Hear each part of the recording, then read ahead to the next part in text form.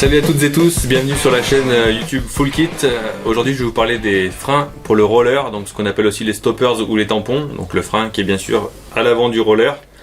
Donc suivant la discipline qu'on va pratiquer, on va utiliser différents types de freins et surtout suivant aussi le patin que l'on a à la base. Donc avant même de choisir la taille ou la forme du stopper, ce qui est important c'est de déterminer quel type de tige a le frein. Donc on va retrouver soit des tiges en 5/8 de pouce, qui sont les grosses tiges qu'on trouvera sur le patin que j'ai dans la main là, qui sont des freins généralement réglables en hauteur. Ou alors sinon on aura les tiges en 5/16 de pouce, qu'on retrouvera principalement sur les freins fixes en forme de cloche comme cela, donc qui est une tige un peu plus courte. Donc pour commencer simple, on va démarrer par la 5/16 de pouce. Donc c'est des freins qui sont fixes, on va pas tellement avoir le choix du stopper ce qu'on pourra mettre dessus. Ça va être plus ou moins tout le temps des formes de cloche qui seront pas réglables sur la hauteur. Donc on va devoir faire un remplacement à l'identique, et si on souhaite ne pas utiliser de frein, ce qui est souvent le cas quand on fait de la danse, à ce moment là il existe ce qu'on appelle des jam plugs, qui sont des petits bouchons qu'on met en bout de platine et qui vont éviter d'abîmer la platine quand on n'utilise pas de frein. Donc les jam plugs, ça ressemble à ça, c'est vraiment un tout petit bouchon, ça se met en bout de platine et ça protège la pointe de la platine. Donc c'est voilà, donc sur ce type de chaussure là, ça va être soit un frein fixe en forme de cloche, soit le petit bouchon de jam plug. Il n'y a pas tellement d'autres solutions, et ça va être des patins qui seront plutôt faits pour faire de la balade, et éventuellement un petit peu de danse. Mais voilà, ça va être une utilisation relativement limitée, les tiges 5/16 de pouce. Donc maintenant pour arriver sur la tige en 5/8 de pouce, là on aura beaucoup plus de choix. Ça va être en 5/16 de pouce, il va exister deux types de filetage là, donc il faut faire attention. La plupart des patins seront en filetage qu'on appelle impérial, qui sont les filetages américains. Donc ça va être sur toutes les marques américaines qu'on retrouvera ça, donc sur du Powerdyne, Riddle, Bont, Shaya. Donc la majorité des patins seront dans ces tiges là, donc 5/8 de pouce impérial. Si vous avez des patins de la marque Rollline, des platines de la marque Rollline, là on sera sur du 5/8 de pouce également, mais ce sera du filetage européen, donc ce qu'on appelle du métrique. Donc il faut vraiment faire attention, pas mettre un tampon métrique sur une tige impériale, parce que là on défonce les platines ou la tige du frein. Donc c'est assez facile. Si vous avez des platines Rollline filetage européen, on reste sur des freins de la marque Rollline. Si c'est pas la marque Rollline, vous êtes plus ou moins sûr que c'est du filetage américain. Et là à ce moment là vous aurez le choix de tous les filetages impérial. Maintenant qu'on a déterminé la tige de frein qu'on utilise, on va pouvoir maintenant choisir la taille et la forme du frein en fonction de la discipline pratiquée.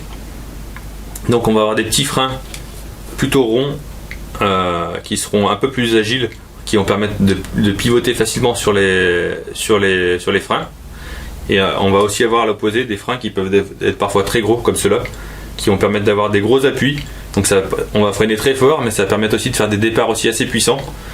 Donc des freins de cette taille-là, généralement on va l'utiliser principalement pour du roller derby ou même du hockey, du rink hockey. Ça va être des freins vraiment très stables, avec des départs et des freinages très puissants.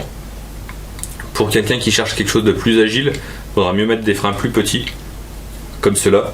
Donc là, des fois on verra aussi qu'il y a des options de tiges longues ou courtes. Quand vous ne savez pas, prenez toujours la tige longue. La tige courte, elle va être vraiment plus typée pour le skatepark. Avec des tiges longues, on va pouvoir plus régler le frein sur sa hauteur par rapport à une tige courte qui va avoir un frein qui va tout le temps plus rentrer, ce qui va être le cas en skatepark. Comme sur les tiges en 5/16 de pouce, vous pourrez retrouver aussi des dance plugs avec des tiges adaptées. Donc là, ça c'est le dance plug de chez Rollline, qui va pour les platines Rollline. Et ensuite là on a les dance plugs format classique 5/8 de pouce, qui iront sur la grande majorité des platines. Là, ceux que j'ai dans les mains c'est les Powerdyne. Voilà, donc ça va être les plus répandus. Quand on utilise les tiges 5/8 de pouce impériales, on va vraiment avoir des grands choix dans les tailles et formes de freins. On va même avoir des petites formes aussi un petit peu fantasy, comme ceux-là là, de chez Moxie. Ça va être des freins qui seront adaptés pour de la balade, éventuellement un petit peu de skatepark, mais c'est principalement des freins pour le loisir, la balade. C'est des petites touches rigolotes des fois qui sont sympas sur les patins. Donc voilà, donc ce qu'il faut retenir quand même, c'est d'abord, quand on choisit un frein, on détermine d'abord le type de tige qu'on utilise. Vous verrez que sur le site internet, pour faciliter un peu la vie, on a mis un filtre où vous pouvez choisir en fait pour voir que les freins qui correspondent à la tige de vos patins. Donc comme ça vous repérez beaucoup plus facilement. Et une fois qu'on a déterminé donc la tige, on va choisir donc la forme et on retient donc une forme plus petite et ronde. Ça va être plus agile, ça va permettre de pivoter un peu plus sur les freins, donc plus pour du artistique, de la balade ou même faire un petit peu pivot en derby. Et à l'opposé, si on prend un frein plus gros, plus large, on va avoir beaucoup plus de stabilité dessus et ça va être des freins qui seront plutôt typés pour roller hockey et roller derby avec des appuis vraiment francs. Voilà, donc ça va être vraiment les grandes lignes à retenir. Si on n'utilise pas de frein, bien penser toujours à mettre un petit dance plug. Ça va protéger la pointe du roller et ça va éviter de défoncer les platines bêtement.